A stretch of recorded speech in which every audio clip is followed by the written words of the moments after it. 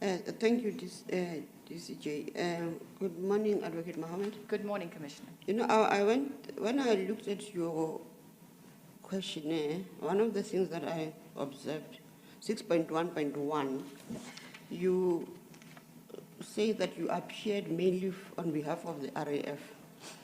And when I looked at the percentage of your work, it's about 70% of personal injury. That may be so. And you go further to say the RAF is known for its tardiness and often, it briefs you late. Can you, taking into consideration the public onslaught against legal practitioners by the RAF, what does it mean, acting for the RAF?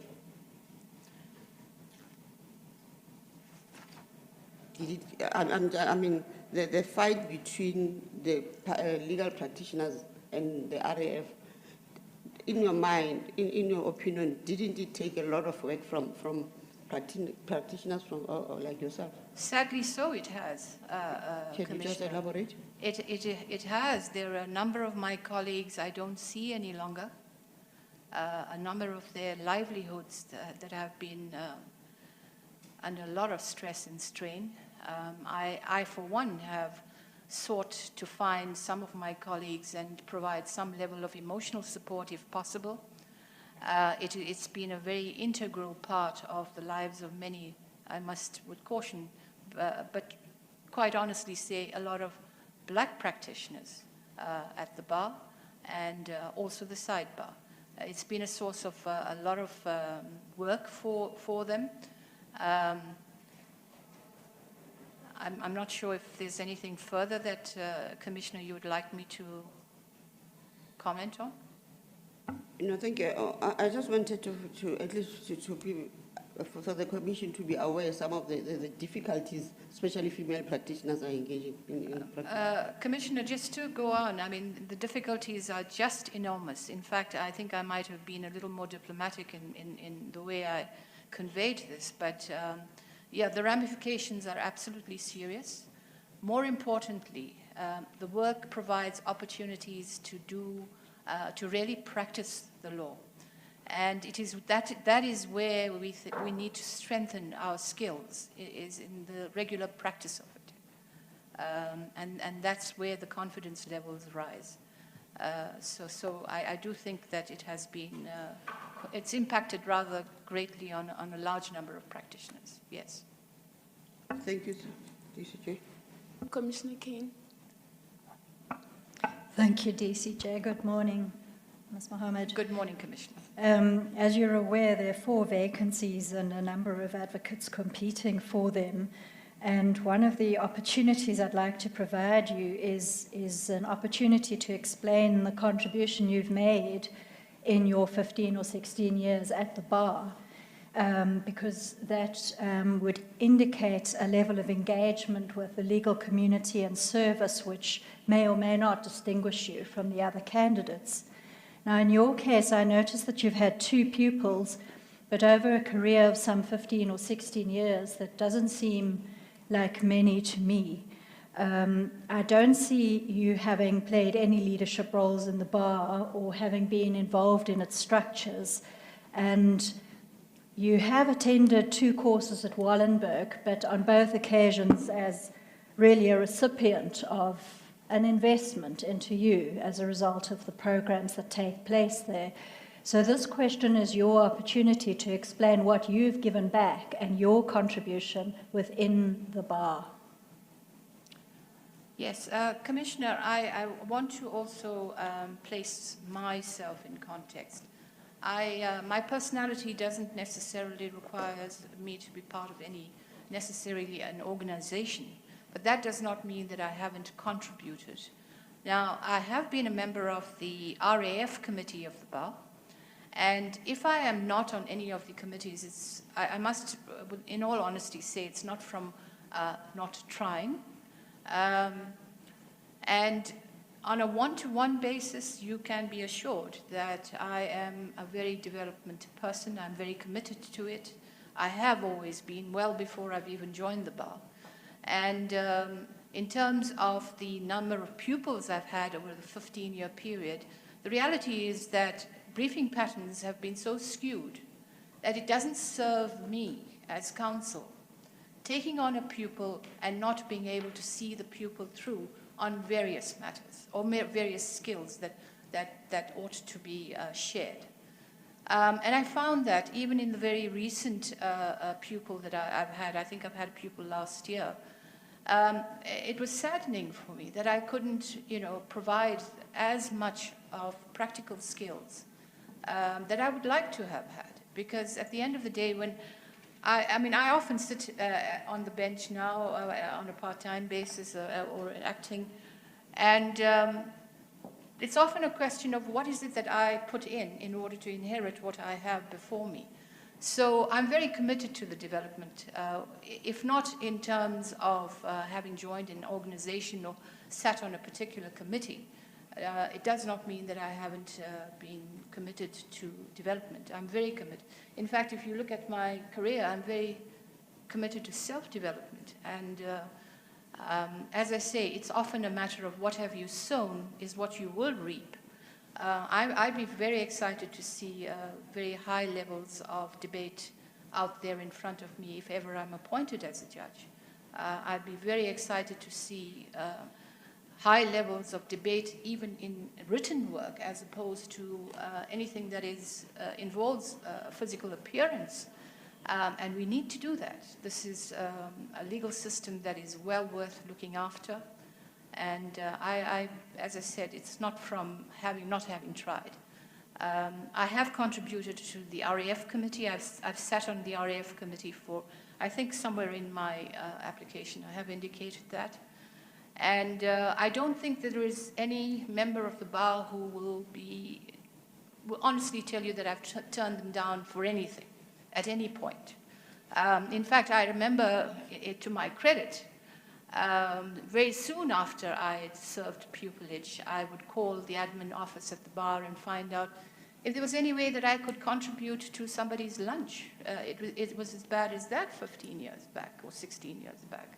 And I think that, if we need to call up people, I'm sure they'd be able to support that. So as far as contribution is concerned, I don't think I've faltered in that, and I continue to do that.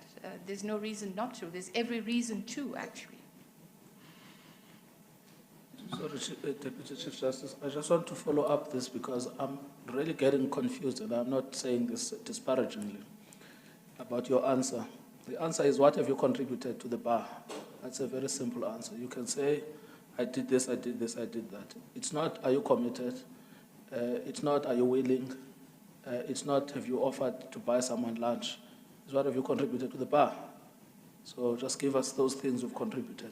Yes, I have not been part of any of the bar committees, no, except for a short time within the Road Accident Fund Committee that I was invited to join, and I attended each of the committee meetings, and if there were discussions to be had, I was part of that. Thank you, Commissioner, if I haven't answered the question initially. DCJ, if I may follow up. Thank you. Ms. Hassim, you indicate then...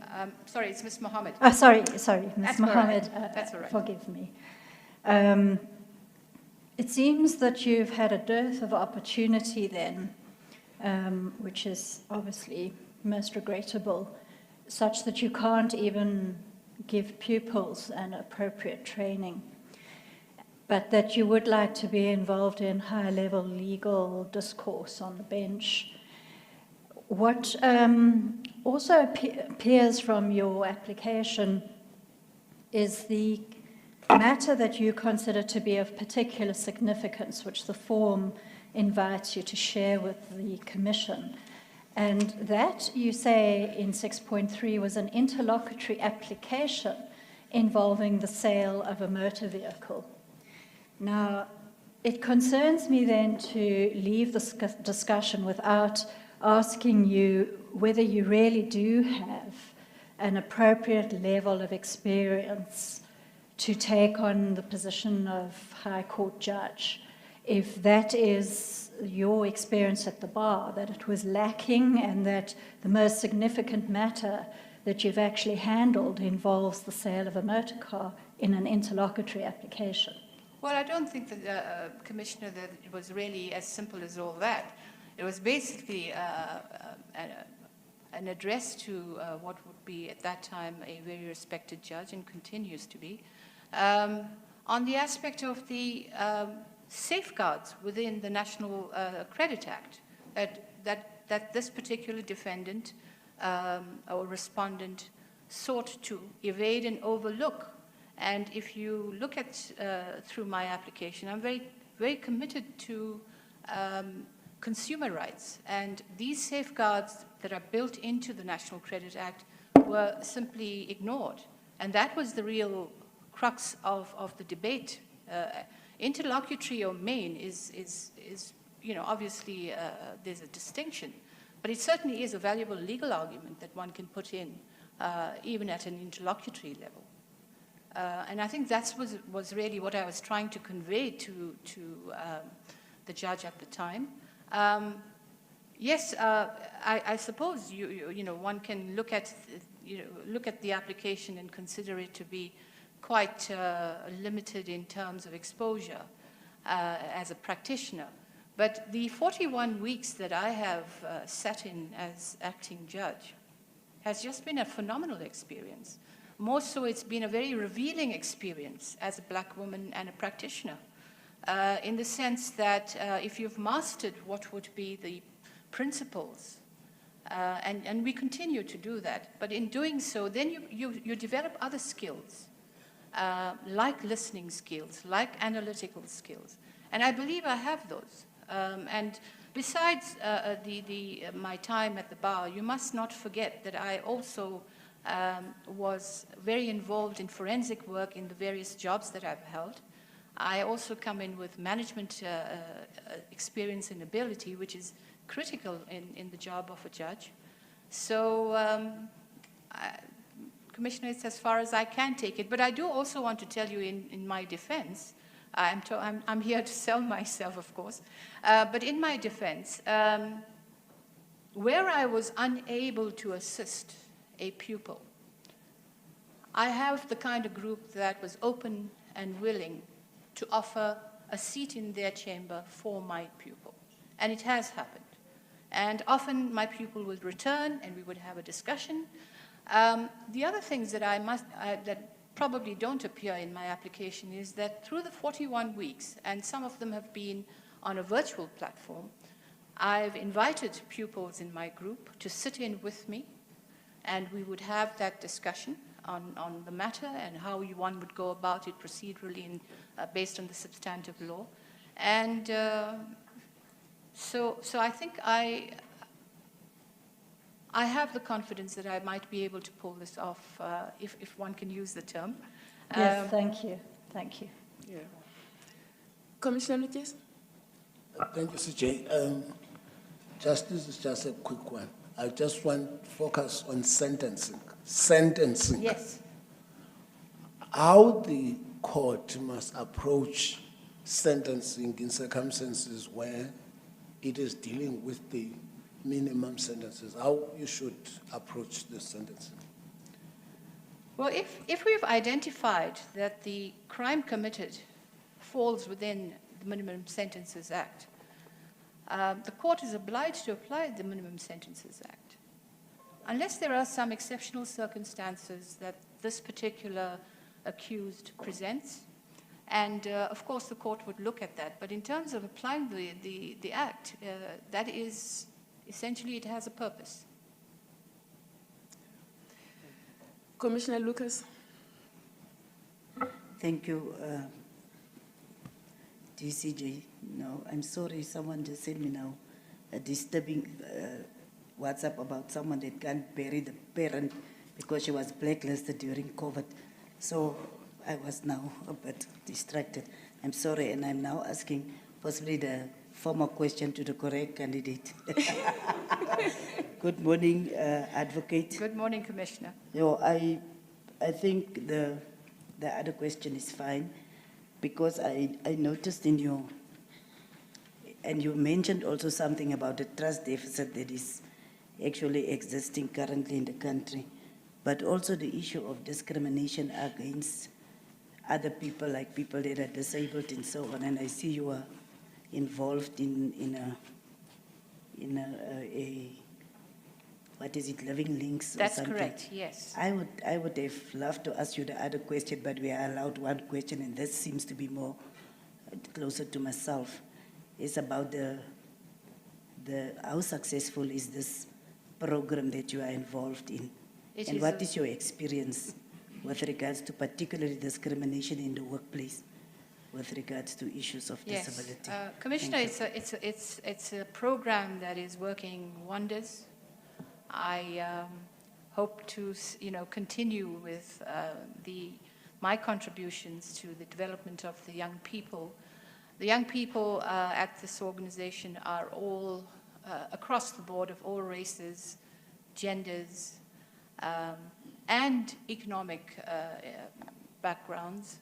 And that, for me, already is a very valuable pot where there is a good cross-pollination of experiences across the children, or young people, not all children.